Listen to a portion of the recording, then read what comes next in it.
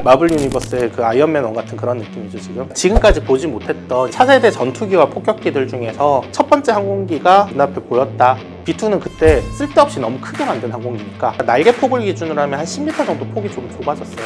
B2가 한 6만 파운드 정도, B-21은 아마도 한 3만 파운드 안팎이 되지 않을까. F-35가 내장으로 2발, 외장으로 4발에서 총 6발에 2,000 파운드를 달 수는 있지만 F-35의 외장 무장을 다는 순간부터 얘는 스텔스 전투기가 아니게 돼요. 그러면 3만 파운드라고 쳐봅시다. 전투기 5대, 6대가 한 번에 들어가야 되는 임무를 B-21은 한 번에 들어가서 끝내고 나올 수 있는 거예요. 그냥 한 대가.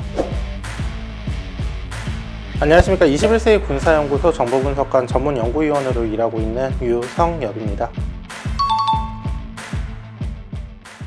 차세대 전투기와 폭격기들 중에서 가장 먼저 공개된 최신형 항공기다라는 측면에서 좀 중요한 이벤트였던 것 같고요. 특히나 B-21 같은 경우에 지금까지 정말 실루엣 수준에서만 계속 좀 공개가 되고 있다가 전체 영상이 최초로 공개된 것이 이번 첫 번째 비행이었다라고 볼 수 있을 것 같습니다. 마블 유니버스의 그 아이언맨 1 같은 그런 느낌이죠. 앞으로 우리가 지금까지 보지 못했던 여러 형태의 항공기들을 보게 될 거예요. 그 중에서는 엔가드라고 부르는 6세대 유인 전투기도 포함이 될 것이고, 그냥 단순한 전투기로 개발이 되는 게 아니라 전투기 복합체계군으로 개발이 될 거거든요. 그렇기 때문에 거기하고 연결이 돼 있는 다양한 무인기의 형상들도 같이 등장을 해야 돼요. 그런 것들이 등장했었을 때 유무인 복합체계를 구성해 줄 수 있는 AI 기술 같은 것들도 다시 들어와야 되는 그런 상황이기 때문에 이번 이벤트는 그런 모든 패밀리들 중에서 첫 번째 항공기가 우리들 눈앞에 보였다라는 것을 의미합니다. 지금의 F-35, F-22, B2 전부 다 레이더 RCS 다 작아요. 사람들은 다 레이더가 동일한 종류라고 생각하지만 그 가지고 있는 주파수 대역이라던가 레이더들마다 특성들이 다 다릅니다. 근데 플라잉 타입을 사용하는 B2라던가 B-21 같은 이런 항공기들 같은 경우에는 이걸 커버할 수 있는 주파수 대역의 폭이 되게 넓어요. 얼마나 다양한 종류의 레이더에서 그만큼 작게 보일지가 또 중요한 문제거든요. 그런 측면에서는 B2하고 B-21은 다 좋은 특성을 가질 수밖에 없는 형상을 기본적으로 가지고 있어요. 그 어떤 매체나 이런 데서는 이게 새만합니다, 골프공만합니다 이런 식으로 어림짐작해서 그렇게 표현을 하지만 실제로 RCS와 관련된 차트는 굉장히 복잡해요, 생각보다. 그렇기 때문에 사람들이 어림짐작할 수 있는 수준으로 그냥 알려주는 거지, 일단 기본적으로는 레이더에 거의 안 잡힐 것이다라는 건 거의 확실한 거죠.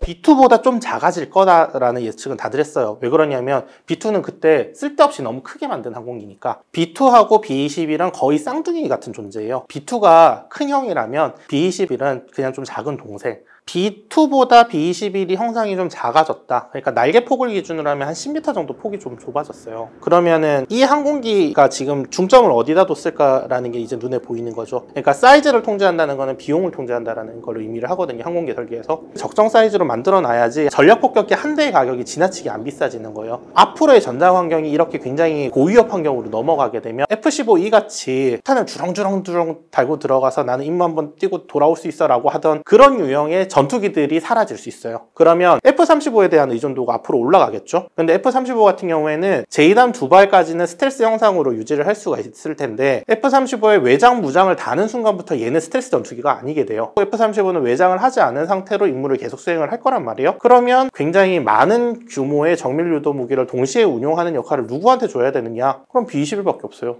그래서 사실상 F-15E의 앞으로의 대체 기종은 사실 B-21 같은 이런 형태의 항공기가 될 가능성이 되게 높아집니다.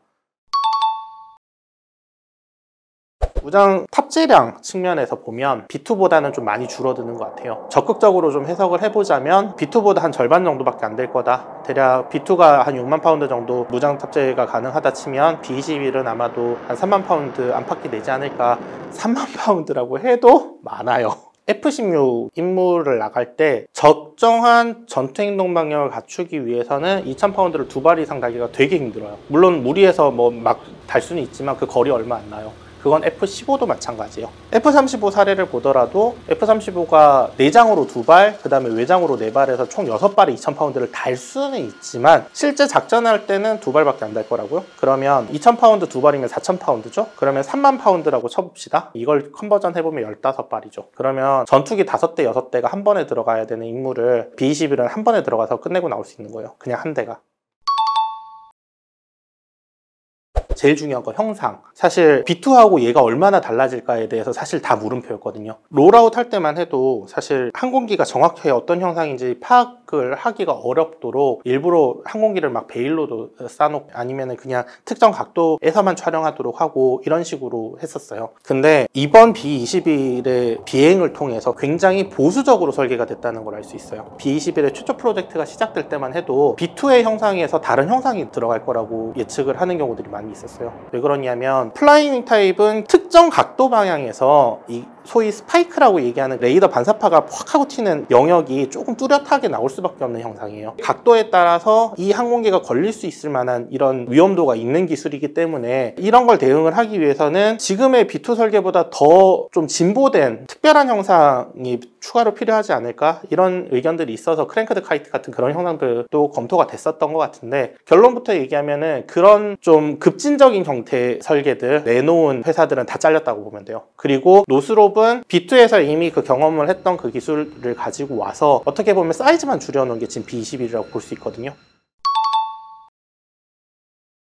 이번에 첫 비행 과정에서 보면은 배면 쪽이 많이 촬영이 됐는데 엔진에 접근할 수 있도록 창을 열 수 있는 구조물들도 같이 좀 보이는 것 같거든요. 그렇다면 B-21은 생각보다 엔진의 수가 적을 수도 있어요. 4발 폭격기 이런 게 아니라 그냥 엔진 2개만 사용을 할 가능성이 되게 높고 엔진 2개만 사용을 하게 되면 사실은 효율이 되게 좋아져요. 그래서 효율을 따지고 보면 조금 위험할지라도 엔진 2개로 줄이는 게 낫다 판단이 들어갔을 수 있고 그 과정에서 엔진 2개에 접근할 수 있는 구조물이 나타나는 것 같고